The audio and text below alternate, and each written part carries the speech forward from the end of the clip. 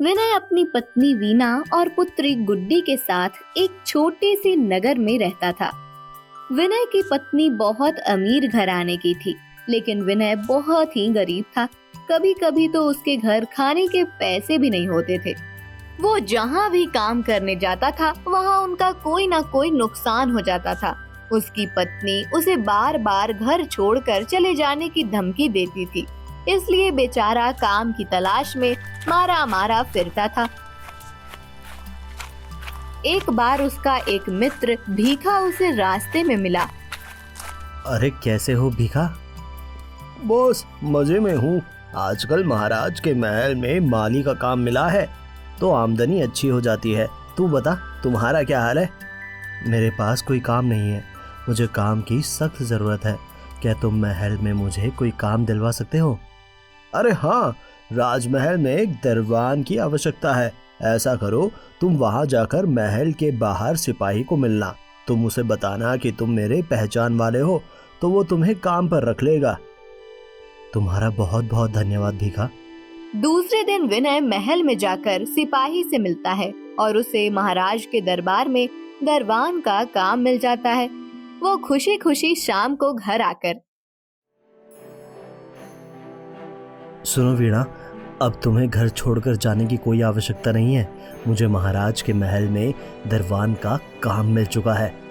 क्या आप सच कह रहे हो? हाँ सच में, गुड्डी की कसम। ये तो बड़ी खुशी की बात है। चलो, आपको काम तो मिला, अब आप मन लगा के काम करना। तुम चिंता मत करना, मैं जी जान से महल में काम करूंगा। लेकिन बेचारे विनय की तकदीर हर बार की तरह उसके आड़े आ जाती है और उसके वहाँ काम के लगने के दूसरे ही दिन महाराज की 5 साल की पुत्री गुजर गई। तब एक सिपाही ने महाराज को बताया, महाराज, ये तो बहुत ही मनहूस आदमी है। आपने इसे काम पर क्यों रखा? वो जहाँ भी जाता है सामने वाले का नुकसान करवाता है। पता नहीं वो कौन सी मनहूस घड़ी थी कि मैंने ऐसे आदमी को अपने महल में रखा। महाराज ने तुरंत आदेश दिया कि उसको तुरंत धक्का मार के निकाल दिया जाए। विनय इस घटना से बहुत व्यतीत हो जाता है। चलते चलते वो एक पेड़ के नीचे बैठ जाता है और सोचता है, मैंने ऐसा कौन सा कर्म किया होगा जो ईश्वर मुझे ये सजा दे रहे हैं? अब मैं घर जाके अपनी पत्नी को क्या मुंह दिखाऊंगा? थोड़ी देर के बाद वो निराश होकर अपने घर जाता है। उसे जल्दी घर आए देख वीना समझ गई कि हर बार की तरह इस बार भी उसे काम से निकाला गया होगा। फिर भी वो उससे पूछती है, क्या हुआ, आज आप क्यों जल्दी घर आ गए? आपकी तबीयत तो ठीक है ना? वीणा, मैं सच कह रहा हूँ। मैं अपना काम बहुत ही निष्ठा से कर रहा था, लेकिन मेरी तकदीर ही ऐसी है। अब महाराज की पुत्री गुजर गई, इसमें मेरा क्या कसूर? तुम ही बताओ। मेरे काम की वजह से नहीं, मेरी किस्मत की वजह से मुझे काम से निकाल दिया गया। ये सुनकर वीना बहुत गुस्सा हो जाती है और बोलती है, हाँ, मैं यहाँ नहीं रह सकती। मैं आज ही अपने पिता के घर जा रही हूँ। यहाँ रहूंगी तो मेरी बेटी भूख से मर जाएगी। जब आपको कोई ढंग का काम मिल जाए तो मुझे लेने आना, तब तक मैं मेरे पिताजी के घर ही रहूंगी। ऐसा कहकर वीना गुड्डी और अपना सामान लेकर गुस्से होकर वहाँ से चली जाती है। विनय उसे रोकने की बहुत कोशिश करता है, लेकिन वीना रुकती नहीं है।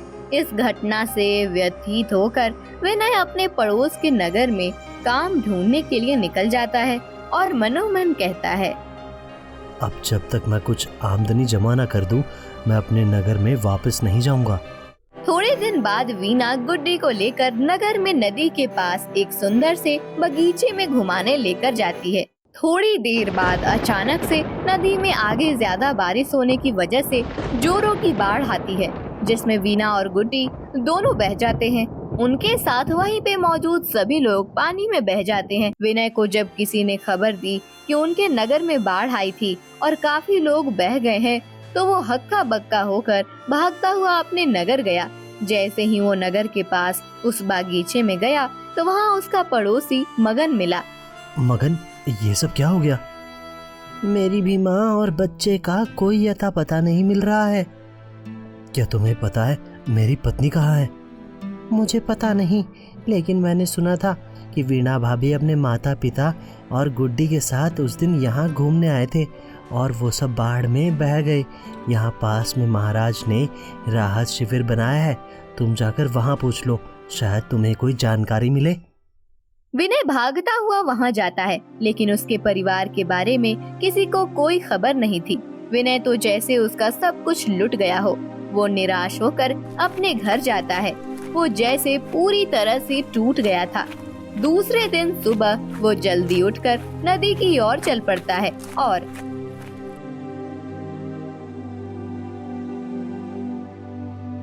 अगर कहीं मुझे वीणा और गुड्डी मिल जाए, मैं उन्हें ढूंढ के रहूंगा। इस तरह 2 दिन लगातार वो अपने परिवार की खोज के लिए निकल पड़ता है। तीसरे दिन जब वो अपने नगर से बहुत दूर निकल पड़ता है, तब वो बहुत थक जाता है और एक पेड़ के नीचे बैठकर रोने लगता है। हे भगवान, मेरी मदद कीजिए। तब वहाँ पेड़ पे बैठी एक चिड़िया ने उसकी आवाज सुनी और वो उसके पास आकर बोली, क्या हुआ भाई, तुम इतना रो क्यों रहे हो?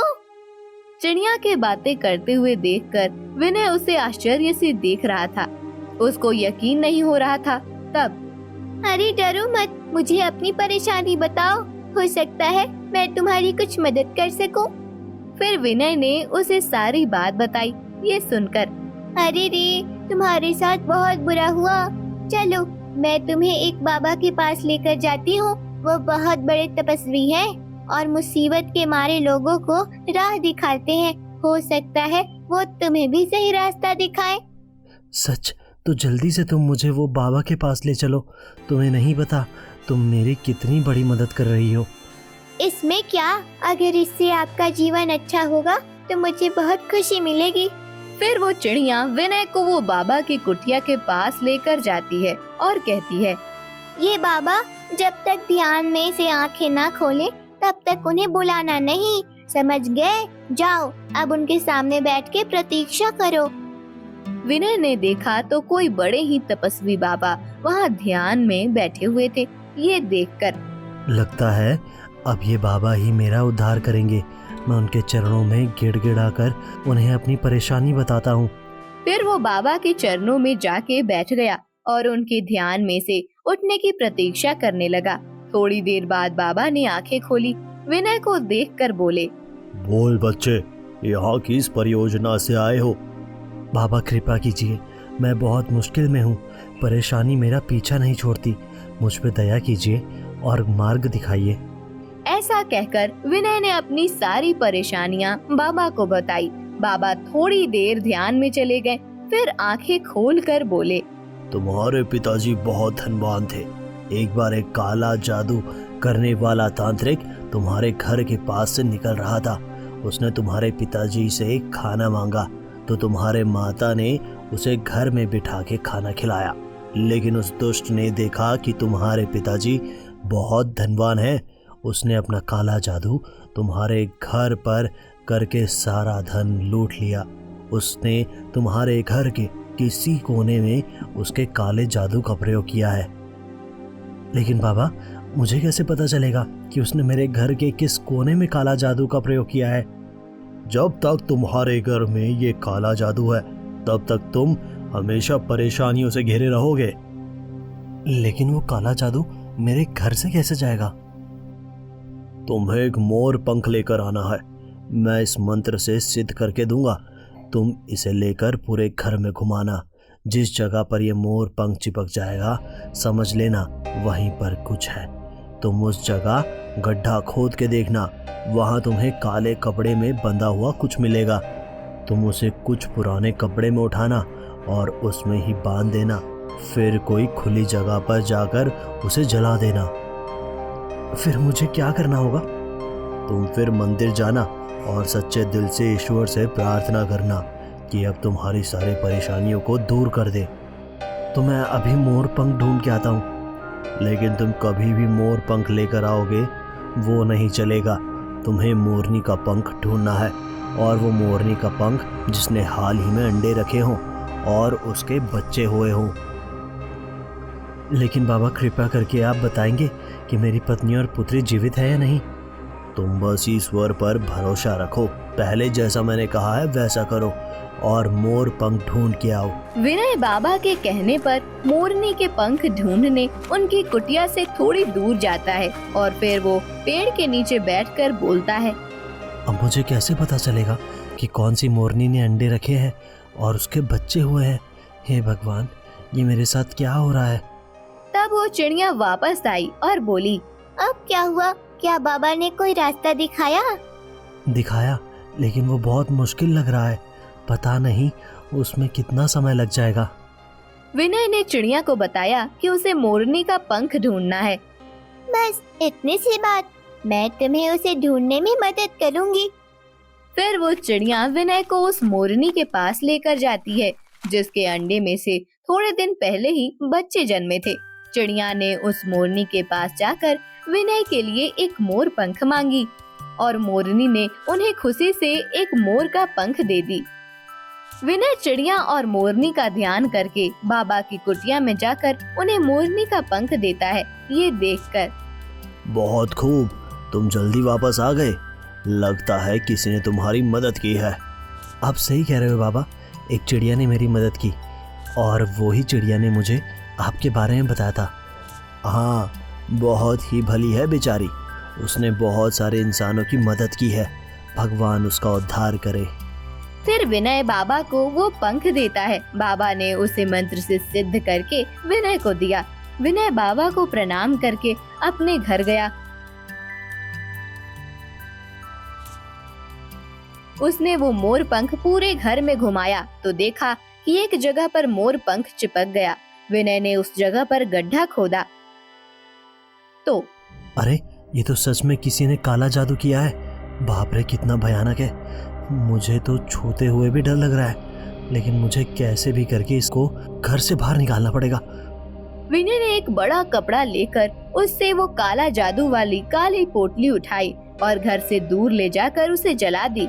फिर वो बाबा के कहे अनुसार मंदिर गया और सच्चे दिल से गिड़गिड़ा के अपनी पत्नी और पुत्री मिल जाए ऐसी कामना की। जब वो वापस घर जा रहा था तब अचानक उसे रास्ते में मगन मिला। अरे विनय, तू कहाँ घूम रहा है? तुम्हें भाभी जी के बारे में कुछ पता चला? नहीं, अभी तक कुछ पता नहीं चला। तू जाकर एक बार राहत शिविर में जाके देखो। आज सिपाहियों ने नदी के उस पार से काफी लोगों की जान बचाई। वो सब वहाँ पर हैं। मेरी माँ और बच्चे दोनों मिल गए। ये सुनकर विनय तुरंत राहत शिविर की ओर भागता है। वहाँ जाके उसने देखा तो वीणा वहाँ पर लेटी हुई थी। वीणा, वीणा तुम कैसी हो? तुम्हें चोट तो नहीं लगी? इतने दिन कहाँ थी तुम? मैं पागलों की तरह तुम्हें ढूंढ रहा था। क्या ये तुम्हारी कोई रिश्तेदार है? हाँ, ये मेरी पत्नी है। लगता है इसकी याददाश्त चली गई है। तुम यहाँ तुम्हारा नाम और पता लिखवा के उसे अपने साथ ले जाओ। ठीक है साहब, आपका धन्यवाद। विनय वीणा को अपने साथ घर ले जाता है। आप कौन हो? मुझे यहाँ पर क्यों लेकर आए हो? तुम मेरी पत्नी हो और हमारी एक 5 साल की बेटी थी जो तुम्हारे साथ थी। क्या तुम्हें कुछ याद नहीं है? नहीं, मुझे कुछ याद नहीं आ रहा है। विनय वीणा का इलाज करवाता है और जब वो ठीक नहीं होती तब उसे लेकर वो उस बाबा के पास जाता है। बाबा, आपकी कृपा से मेरी पत्नी मिल गई, लेकिन उसकी याददाश्त चली गई है। कृपया आप मेरी मदद कीजिए। बाबा वीणा को कुछ सवाल पूछते हैं, फिर वो विनय को कुछ देते हुए कहते हैं, ये लो बेटा, ये कुछ जड़ी बूटियां हैं। ये उसे 1 सप्ताह हर रोज सुबह और शाम गर्म पानी के साथ पिला देना। 1 सप्ताह में उसकी याददाश्त वापिस आ जाएगी। विनय बाबा का ध्यान करके वीणा को घर ले जाता है। फिर वो 1 सप्ताह तक सुबह शाम वीणा को वो जड़ी बूटियां पिलाता है। 1 सप्ताह बाद एक दिन सुबह जब विनय नींद में से उठा तो अरे, आज आप इतनी देर तक क्यों सो रहे हैं? चलो, हमें गुड्डी को ढूंढने जाना है। वीणा, तुम्हें सब याद आ गया? तुम बिल्कुल ठीक हो गई? हाँ, मुझे सब याद आ गया है, लेकिन मुझे मेरी बेटी चाहिए। मैंने तुम दोनों को कितना ढूंढा, लेकिन फिर विनय ने वीणा को सारी बात बताई। तो चलो, हम वो बाबा के पास जाते हैं और उनसे हमारी बेटी के बारे में पूछते हैं। मैं भी उनका आशीर्वाद लेना चाहती हूँ। फिर वो दोनों उस तपस्वी बाबा को मिलने गए। बाबा, आपका बहुत बहुत धन्यवाद। आज आपकी वजह से वीणा की याददाश्त वापस आ पाई है। बाबा हमें आशीर्वाद दीजिए और कृपा करके हमारी बेटी के बारे में कुछ बताइए।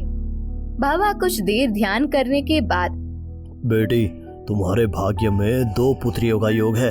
तुम जल्द ही दूसरी पुत्री की माता बनोगी और तुम्हारी दूसरी बेटी की वजह से ही तुम्हारा अपनी बड़ी बेटी के साथ मिलन होगा।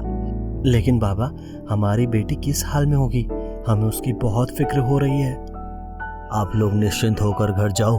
तुम्हारी बेटी जहाँ भी है सही सलामत है और अब तुम्हें जल्दी ही कोई अच्छा काम भी मिल जाएगा। तुम्हारी दोनों बेटियां ही तुम्हारा भाग्य का ताला खोलेंगी। बस अच्छे कर्म करो और ईश्वर पर सच्ची श्रद्धा रखो। जाओ, ईश्वर तुम्हारा भला करे। विनय और वीना बाबा का आशीर्वाद लेकर घर जाते हैं। विनय और वीना अपने घर वापस आते हैं, लेकिन एक भी दिन ऐसा नहीं था जब उन्होंने गुड्डी को याद न किया हो। विनय हर रोज अपना काम खत्म करके गुड्डी को ढूंढने निकल पड़ता था। थोड़े महीने बाद वीना को पता चलता है कि वो माँ बनने वाली है। तब ये सुनकर विनय खुश होकर बोलता है, मुझे पता था हमारी गुड्डी वापस आएगी। वो हमसे दूर नहीं रह सकती। समय बीतता गया। वीना ने एक सुंदर पुत्री को जन्म दिया। वो हूबहू गुड्डी के जैसे ही दिखती थी और जोगानुजोग उसकी जन्म की तारीख भी वो ही थी जो गुड्डी के जन्म की थी। हम हमारी बेटी का नाम गुड्डी रखे तो? नहीं, हम दूसरा नाम रखेंगे। अगर गुड्डी वापस आई तो हम दोनों बेटियों को एक नाम से कैसे बुलाएंगे? तुम सच कह रही हो वीना। कब वो दिन आएगा जब हम अपनी गुड्डी को मिलेंगे? आज 1 साल हो गया उसे खोए हुए, लेकिन अभी भी उसकी प्यारी सी हंसी मेरी आंखों के सामने दिख रही है। ईश्वर से यही प्रार्थना है कि वो हमारी बेटी को सलामत रखे और खुश रखे। तो फिर हम अपनी बेटी का नाम खुशी रखते हैं, क्योंकि वो हमारे जीवन में फिर से खुशियाँ लेकर आई है। हाँ, खुशी बहुत अच्छा नाम है। जब वीना और गुड्डी बाढ़ में बह गए थे, तब गुड्डी वीना से बिछड़ के दूसरी ओर बह गई थी, जहाँ महाराज के सिपाही ने उसे बचा लिया था। जब महाराज बाढ़ से पीड़ित लोगों को देखने आए थे, तब उन्होंने गुड्डी को देखा। उन्होंने सिपाही से पूछा, सुनो, इस बच्ची के माता पिता के बारे में कुछ पता चला? महाराज ने सबको पूछा, लेकिन किसी को भी उसके माता पिता के बारे में कोई खबर नहीं थी। गुड्डी को देखकर महाराज को अपनी राजकुमारी याद आ जाती है, जो अब इस दुनिया में नहीं थी। गुड्डी को देखकर उन्होंने तय कर लिया कि वो उसे अपने महल में लेकर जाएंगे। अब महाराज को गुड्डी से बहुत लगाव हो गया था। गुड्डी के कदम बड़े ही शुभ निकलते हैं। थोड़े दिन के बाद महाराज को ये पता चलता है कि महारानी माँ बनने वाली है। ये सुनकर, ये तो बहुत ही शुभ समाचार है। देखा गुड्डी के कदम कितने शुभ हैं। आप सही कह रहे हैं। मुझे भी पहले दिन से ही वो बच्ची से लगाव हो गया था। मुझे उसमें अपनी राजकुमारी ही नजर आती है। लगता है जैसे वो वापस जिंदा हो गई हो। अब तो महाराज महारानी का अधिक ख्याल रखने लगे। वो महारानी और गुड्डी के साथ अपना अधिक समय गुजारने लगे। उनके राज्य में भी इस साल अच्छी खेती हुई और नगर जनों भी आमदनी बढ़ने से काफी खुश थे। थोड़े महीने बाद महारानी एक सुंदर सी राजकुमार को जन्म देती है।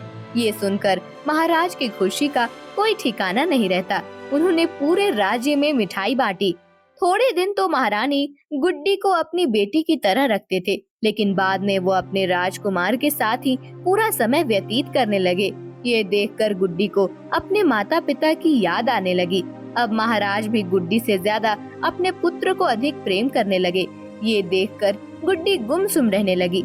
जब वो राजकुमार के नजदीक जाती थी तो, गुड्डी, तुम अभी छोटी हो, राजकुमार के पास नहीं जाना, तुम बाहर खेलो।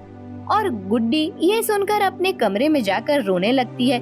समय कैसे बीत जाता है किसी को पता नहीं चलता। खुशी देखते ही देखते 5 साल की हो जाती है। विनय को भी अब अच्छा काम मिल रहा था और उन्हें अब पैसों की भी कोई कमी नहीं थी। वो खुशी को बहुत अच्छे से रखते थे और उसे नए नए कपड़े पहनाते थे। सब लोग वीना और विनय को कहते थे, तुम्हारी बेटी सुंदरता में किसी राजकुमारी से कम नहीं है। अभी तक हमें हमारी गुड्डी नहीं मिली। कब हम उसे मिल पाएंगे? क्या हम फिर से वो बाबा को मिलने जाएं? नहीं वीणा, हम ऐसे बार बार मिलने नहीं जा सकते। हमें उनकी बातों का यकीन करना पड़ेगा। अब तक उन्होंने जो भी कहा वो सच हुआ है।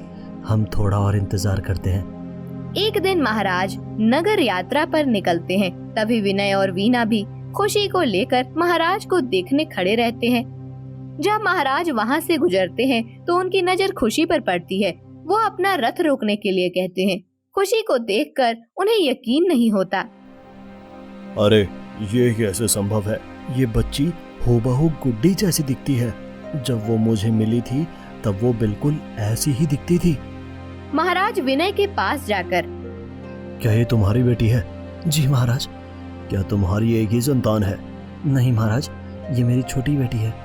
विनय महाराज को अपनी सारी कहानी सुनाता है। तब महाराज को पता चल जाता है कि वो महल में लेकर गए वो विनय की ही संतान है। महाराज विनय को अपने पूरे परिवार के साथ महल में आने का आमंत्रण देते हैं। ये सुनकर विनय और वीना बहुत खुश हो जाते हैं। दूसरे दिन विनय और वीना खुशी को लेकर महल में जाते हैं। वहाँ उन्होंने महल के गार्डन में एक 11 साल की बच्ची को खेलते हुए देखा तो वो दोनों चौंक गए। वो दोनों उसके पास दौड़ कर गए और वीना ने उसको गले लगाते हुए कहा, अरे ये तो गुड्डी है, गुड्डी मेरी बच्ची, लेकिन तुम यहाँ कैसे आई? तभी महाराज पीछे से आते हैं और, जी हाँ, ये आप ही की बेटी है। उस दिन मैंने खुशी को आपके साथ देखा तो मैं चौंक गया, क्योंकि गुड्डी जब हमें मिली थी तब वो हूबहू खुशी जैसी दिखती थी। इसीलिए मुझे यकीन हो गया कि ये तुम्हारी ही बेटी है। इसीलिए मैंने तुमसे सारी बातें जानी और तुम्हें यहाँ बुलाया। लेकिन महाराज, गुड्डी आपको कैसे मिली? महाराज ने बताया कि कैसे वो गुड्डी को मिले और उसे महल में लेकर आए। तुम्हारी बेटी बहुत प्यारी है। हमने उसे हमारी संतान की जैसे ही रखा है। अगर तुम चाहो तो गुड्डी को अपने साथ ले जा सकते हो। ये तुम्हारी बेटी है और उस पर सबसे पहला अधिकार भी तुम्हारा। विनय और वीना को कुछ समझ नहीं आ रहा था कि वो क्या बोले। दरअसल मेरी एक ही पुत्री थी जो 5 साल की थी। तब वो एक दिन अचानक छोटी सी बीमारी से ईश्वर को प्यारी हो गई थी। गुड्डी को देखकर मुझे उसमें मेरी राजकुमारी दिखी, इसीलिए मैं उसे महल में लेकर आया। हाँ महाराज, मुझे पता है। तब मैं आपके महल में काम करा करता था और मेरे मनहूस कदम की वजह से आपकी राजकुमारी आपसे छिन गई। फिर विनय ने महाराज को वो सारी बात बताई कि कैसे एक आदमी ने उसके घर में काला जादू किया था, जिसकी वजह से वो हमेशा परेशानियों से घिरा रहता था। चलो अच्छा हुआ, अब तुम सब ठीक हो। गुड्डी यहाँ हो बेटा। ये देखो बेटा, ये तुम्हारे असली माता पिता हैं। गुड्डी जाकर अपने माता पिता के गले लग जाती है। क्या बेटी, तुम हमारे साथ हमारे घर वापस चलोगी? ये देखो तुम्हारी छोटी बहन खुशी, तुम्हें इसके साथ खेलने में बहुत आनंद आएगा। हाँ पिताजी, माँ मैं आपके साथ आना चाहती हूँ। क्या सच में हमारे साथ महल में नहीं रहना चाहती हो बेटा? नहीं पिताजी, मुझे मेरे असली माता पिता के साथ रहने जाना है।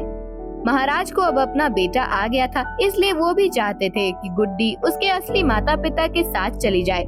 विनय और वीना अपनी बेटी को वापस ले जाना चाहते थे, लेकिन डर रहे थे कि महाराज कहीं गुस्से ना हो जाए। फिर भी वीना डरते हुए बोली, महाराज, जब से हम हमारी बेटी से जुदा हुए हैं, एक दिन भी ऐसा नहीं है कि हमने उसे याद न किया हो। आज 5 साल के बाद हमारी बेटी हमें मिली है। अगर आप बुरा ना मानो तो हम उसे अपने घर ले जाएं। बेटी की जुदाई क्या होती है हमें पता है। आप लोग गुड्डी को खुशी से ले जाओ। मैं गुड्डी का सारा सामान सिपाही के साथ भिजवा दूंगा। और हाँ, वो अभी भी हमारी बेटी है। उसकी शादी हम महल में ही करेंगे और राजमहल के सब शाही कार्यक्रम में भी हम तुम सबको न्योता देंगे। वीना और विनय गुड्डी वापस मिलने से आनंद विभोर हो गए। फिर वो गुड्डी को लेकर अपने घर वापस गए। गुड्डी भी अपने असली माता पिता और छोटी बहन मिलने से काफी प्रसन्न हो गई थी और कहने लगी, माँ, पिताजी, अब मैं हमेशा आप लोगों के साथ ही रहूंगी। मुझे महल में वापस नहीं जाना। हाँ बेटी, हम भी तुझे अपने से कभी अलग नहीं होने देंगे। खुशी और गुड्डी के आ जाने से विनय और वीना का जीवन खुशियों से भर जाता है।